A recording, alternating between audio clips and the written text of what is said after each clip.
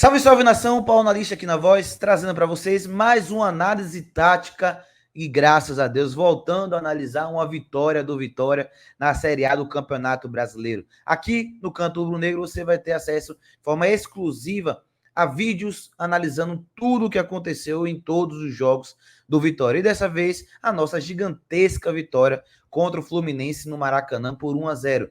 Qual foi as ações que o Vitória fez para trazer o resultado positivo? O que é que a gente precisa melhorar? O que o Fluminense fez que gerou dificuldade? O que a gente fez para ganhar o jogo? Quais são as ideias do time de Carpini? Tudo aqui para vocês no Canto Rubro Negro. E já vou começar esse vídeo pedindo para vocês a meta de 2.000 likes. Não é todo momento que vocês viram uma análise do Vitória no Maracanã. A primeira de muitas, se Deus quiser, que vai ter aqui no Canto Rubro Negro. Então, se possível, já deixa o seu like, compartilha nos grupos de WhatsApp, comenta aqui embaixo foi o que você achou também do conteúdo e vamos que temos muito para falar de Fluminense 0, Vitória 1, tá? Já vou começar aqui passando para vocês, mostrando um pouco do que aconteceu no Vitória na sua organização ofensiva, tá? Ou melhor, vou começar pela organização defensiva e algumas das dinâmicas do Vitória contra o Fluminense, tá?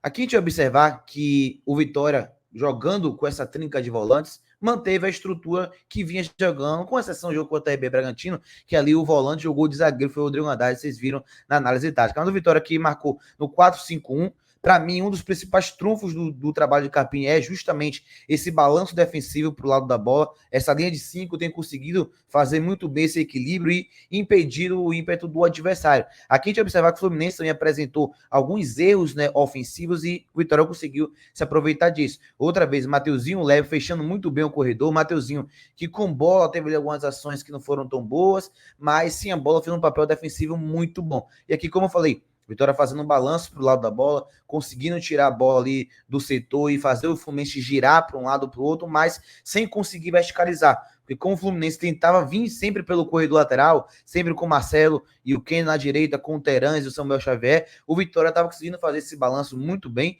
e o Fluminense tinha muita posse de bola, como teve durante quase todo o jogo, mas não conseguia progredir, não conseguia verticalizar, salvo duas situações que eu vou falar daqui a pouquinho. É que outra vez, olha, o Fluminense tenta na jogada individual, tenta acelerar por dentro e a marcação do Vitória com os volantes sendo muito bem executada, interferindo, impedindo esse avanço do Fluminense. Aqui, um dos erros que eu pude observar do Fluminense e também o mérito do Vitória, outra vez a variação do 4-1-4-1 do Vitória para o 4-5-1, e um dos pontos que o Fluminense teve é que eu percebi que foi um time que ficou muito mesclado entre a introdução do novo trabalho do Marcão, mas a raiz do trabalho do Diniz ainda estava em conflito e o Vitória conseguiu se aproveitar disso. Olha esse frame que eu separei. Fluminense tem 1, 2, 3, 4, 5, 6 jogadores atrás de 2 blocos do Vitória. Só 3 à frente. Isso dificultou muito a circulação de bola do Fluminense, porque não tinha muitas opções no entre linhas, não tinha muitas opções no campo de ataque. E para o Vitória era um jogo mais confortável anular um adversário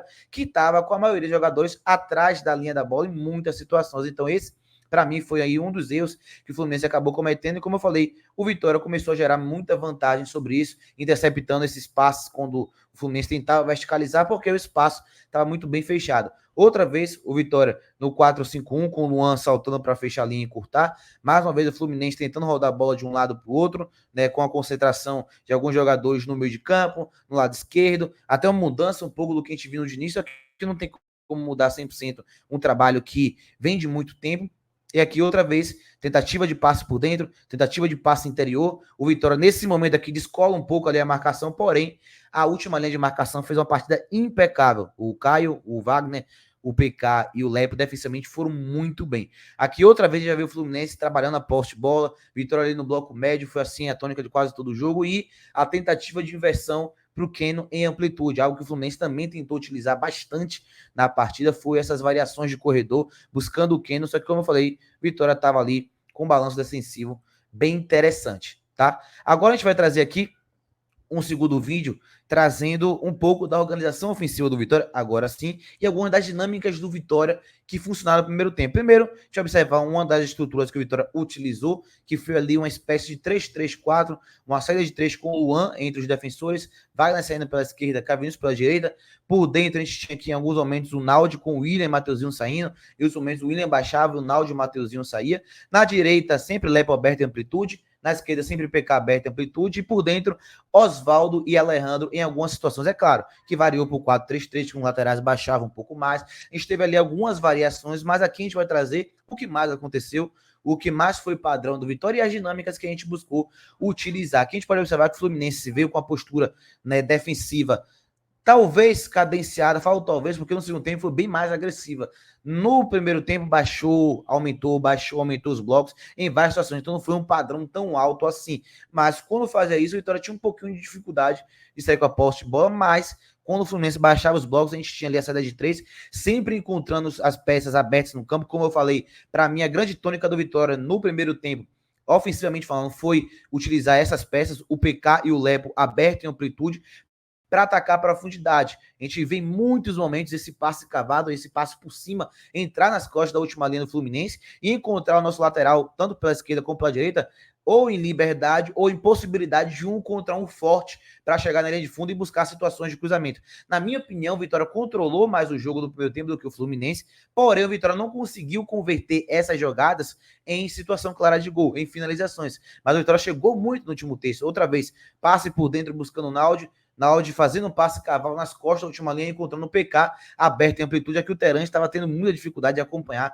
a marcação ali no corredor, e o PK constantemente estava ficando livre. Outra vez o Vitória na saída de 3, outra vez o Naldi sendo acionado ali por dentro do campo, e mais uma vez ele domina com a perna esquerda, aciona o PK, atacando as costas, rompendo, fazendo o facão na última linha, e aí chegando na profundidade. Essa jogada aqui o Samuel tem até uma boa recuperação e consegue interceptar. Então essa foi a dinâmica do Vitória que buscamos utilizar nesse primeiro tempo e que funcionou. A gente viu vários momentos, tanto o PK como o Lepo sendo acionados em velocidade na linha de fundo. Aqui uma outra oportunidade, dessa vez com a diagonal longa de Wagner, encontra Lepo aberto na direita, e aí, como eu falei, situação de 1 contra 1, Lepo dá um banho de cuia sensacional, simplesmente em Marcelo, e o Vitória chega em fundo. Só que chegava com muito volume, mas esses cruzamentos, esses últimos passes não eram tão bons. Foi por isso que o Vitória teve tanto pouco finalização no primeiro tempo e nenhuma com grande perigo assim. Agora uma situação de transição ofensiva que também funcionou na primeira etapa, muito mais no segundo tempo a gente vai trazer aqui, mas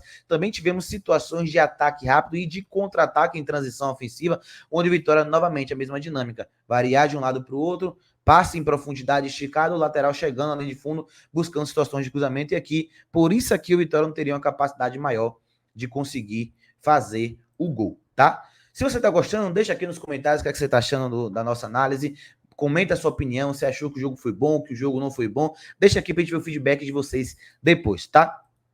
Agora a gente vai trazer uma vitória no segundo tempo e algumas variações de Vitória sem a bola e a melhora do Fluminense. Durante 25 minutos, o Fluminense foi mais dominante que o Vitória no jogo. As aproximações aconteceram mais, dinâmica do terceiro homem, o Fluminense se movimentava melhor no entrelinhas e no corredor lateral, fazendo tabela, triangulação, jogada de 1-2, e o Vitória começou a ter muita dificuldade. A variação de corredor começou a ser melhor também, porque o Fluminense estava conseguindo controlar o jogo e balançar o Vitória para o lado da bola que queria para fazer essa inversão para o lado oposto, e foi o Fluminense mais dominante. O Fluminense vem postura na marcação mais agressiva, como a gente vai trazer. Vitória, que variou no segundo tempo em muitos momentos, para uma linha de 5 com o Oswaldo recompondo. Em outros momentos, o Culibra também fez essa função aqui, principalmente quando entrou o Raul Cáceres no lugar do PK. Então, Vitória que variou no segundo tempo muito para 5-3-2 ou para 5-4-1, para tentar inibir esse jogo do Fluminense, que estava pesando mais a última linha e estava conseguindo gerar muito volume. Arcanjo fez 2 boas defesas, teve muitas bolas cruzadas do Fluminense que avançou essa linha. Você pode perceber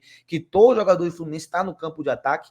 E aqui, como eu falei, o Vitória fazendo a variação para o 5-3-2, 4-4-2 em alguns momentos também. Fluminense recompondo a bola para trás, circulando a bola de um lado para o outro para tentar encontrar os espaços e sempre tentando também uma tentativa de bola longa, algo que a gente não via muito com o Diniz e com o Marcão. A gente viu o Fluminense tentando fazer o jogo mais longo em alguns momentos e, de certo modo, deu certo. Só que aqui a gente tem que também trazer o mérito que o Vitória, sofrendo 25 minutos, como a gente está vendo aqui, soube sofrer. Embora a gente tenha errado aqui muitas ações, como foi essa bola aqui de Marcelo, com o livre na entrada da área para finalizar, chegada no último terço, outras situações, o Vitória, em várias oportunidades, conseguiu interceptar quando essa bola entrava na área. O Caio Vinícius teve 7 cortes no jogo, o Wagner teve 5, o PK 4, o Lepo 3. Então, foi uma primeira linha de defesa muito forte, que quando o Fluminense chegava, sempre tinha essas ações que a gente está vendo. Interceptações, vencendo a primeira, vencendo a segunda bola, tirando esse cruzamento e impedindo que o Fluminense tenha uma situação clara de gol. O Cano, que é um centroavante muito respeitado, que realmente é bem artilheiro, só teve uma bola no jogo, que foi ali no final do primeiro tempo. Que, inclusive, o Fluminense só teve uma chance no início do primeiro e no final do segundo tempo, porque, como eu falei, no primeiro tempo a marcação do Vitória foi até melhor que no segundo tempo, mas no segundo tempo o Vitória sofreu muito bem. Tá? Agora a gente vai trazer aqui o último vídeo da nossa análise, trazendo para vocês a agressividade do Fluminense na marcação e como isso gerou dificuldades no Vitória durante ali 20, 25 minutos para a gente sair para o jogo, para a gente respirar, para a gente conseguir ali ter a possibilidade de acalmar um pouco mais as ações. E aqui vocês vão ver um pouco do que aconteceu do Vitória nesse segundo tempo, melhor dizendo, e o que o Fluminense fez para gerar tanta dificuldade no Vitória. Quais foram as ações que o Fluminense fez?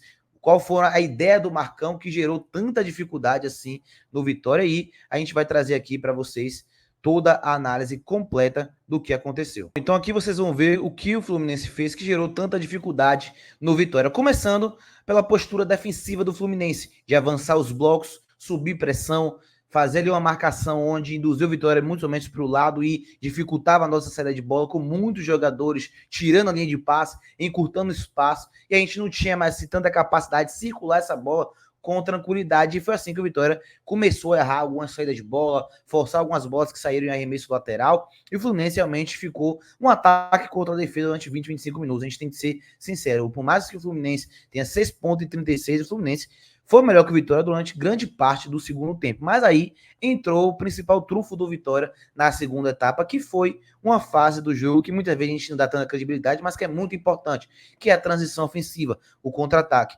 Todas as chegadas do Vitória, ou melhor, a maioria das chegadas do Vitória na segunda etapa vieram de contra-ataque. Vieram em situações de transição e velocidade. Principalmente quando o Carpini coloca o Janderson, coloca o Culebra e coloca o Zé Hugo. O Vitória começou a ter mais espaço, porque o Fluminense estava se expondo muito, mas tinha mais velocidade para contra-atacar. Mateuzinho já tinha começado a ficar um pouco desgastado, o Alejandro não tem muito essa característica, o Oswaldo também se desgastou, mas com esse trio de ataque com o Gemota tranquilizando o jogo ali no meio de campo em alguns momentos para impedir com que essa bola fique batendo e voltando, o Vitória começou a chegar ainda mais no último terço, gerando finalizações, gerando cruzamentos perigosos, e nesse lance aqui, um lance maravilhoso, gerando o gol da vitória. Situação onde Caio Vinícius intercepta o passe, já aciona o Zé Hugo, que aí, como eu falei, o Vitória não estava tendo essa velocidade, esse escape tão preciso e eficiente no segundo tempo. E aí, Zé Hugo faz uma jogada sensacional, passa por 4 opositores até que ele conduz para dentro e aciona o Janus, que fez uma movimentação impecável. Estava no pivô, virou o corpo para receber a bola de frente, marcando um gol para o Vitória e, consequentemente, trazendo esse resultado positivo pra gente, tá? Então, se você gostou, chegou até aqui no final de mais uma análise tática no Canto Rubro-Negro, deixa aqui embaixo, tá?